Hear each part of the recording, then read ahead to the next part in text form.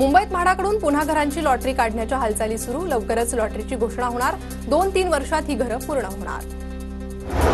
महानगर प्रदेशात आंतरराष्ट्रीय दर्जाची 7 व्यापार केंद्र। मुंबई महानगर प्रदेशाचा ग्रोथ हब म्हणून विकास करण्यात येणार। MMRDAचा अंतिम आराखडा तयार।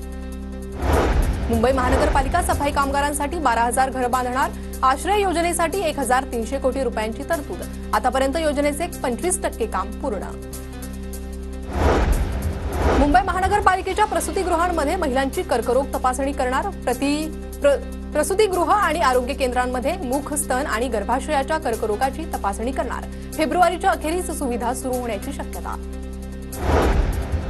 ठाणे जिल्ह्यात 10वीच्या परीक्षेसाठी 338 केंद्र तर 12वीसाठी 197 परीक्षा केंद्रांची व्यवस्था। परीक्षा कॉपीमुक्त करण्यासाठी भरारी पथकाची नजर असणार। परीक्षा केंद्रावर संशयास्पद हालचाली होतील त्या केंद्राची मान्यता कायमची रद्द करण्याचा इशारा। समृद्धी महामार्गाशी जोडण्यासाठी वाढवण बंदर इगतपुरी दरम्यान 118 किलोमीटर लांबीचा द्रुतगती महामार्ग बांधण्यात येणार। महामार्ग कार्यान्वित झाल्यास वाढवण बंदर इगतपुरी अंतर केवळ 1 तासात पार होणार। मुंबई महानगरपालिकेकडून गणेश मूर्तीचे नैसर्गिक जलस्रोतांमध्ये विसर्जन करण्यास गणेश मंडळांना प्रतिबंध। पीओपीच्या मूर्तींच्या विक्री आणि विसर्जनावर उच्च न्यायालयाकडून बंदी घातल्यानंतर पालिकेचा निर्णय। मागी गणेशोत्सवातील पीओपीच्या मोठ्या गणेश मूर्ती विसर्जनावर अचानक बंदी। पोलीस आणि गणेश भक्तांमध्ये वाद।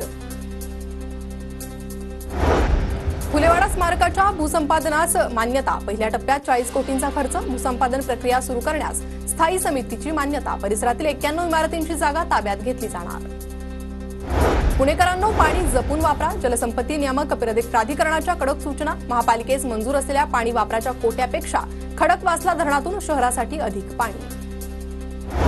महापालिकेकडून जंगली महाराज रस्त्यावरील छत्रपती संभाजी महाराज उद्यानाजवळील वाहनतळ मेट्रोला देण्याचा निर्णय। वाहनतळ देखभाल दुरुस्ती अभावी अनेक वर्षांपासून पडून।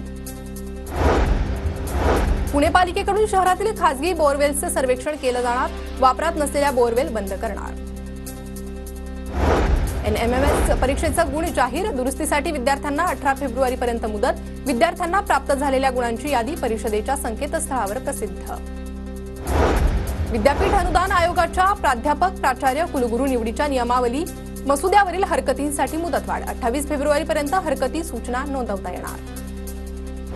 भोरचे आमदार शंकर मांडेकरांकडून पुणे पर्यटन विभागाच्या अधिकाऱ्यांसोबत बैठक।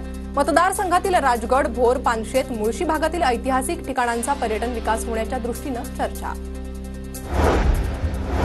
दापोली ते शिर्डी साईबाबा पायी पालखीचं मुळशीमध्ये मोठ्या उत्साहात स्वागत। फुलांची उधळण करत पालखीचं स्वागत। साई नामाच्या जयघोषानं परिसर दुमदुमला।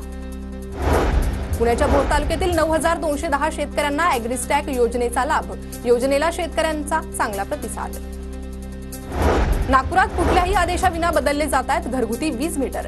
एप्रिल महिन्यापूर्वी 1.25 लाख वीज मीटर बदलणार असल्याची माहिती।